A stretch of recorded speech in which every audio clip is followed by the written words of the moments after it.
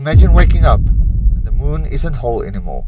It's split clean in half, two glowing fragments drifting apart. For a moment, the world freezes. Tides everywhere surge at once. Coastlines in Cape Town, Miami, and Mumbai rise by meters in minutes. As the halves drift, gravity turns unstable. Some regions face super tides, others almost none. Animals panic.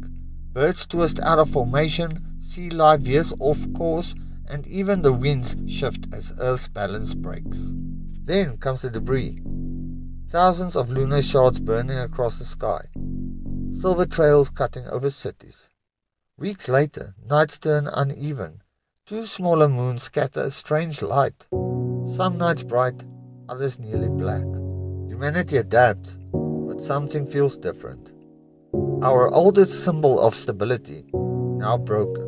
Would we fear the new sky, or learn to live under a fractured moon and find meaning in its scars?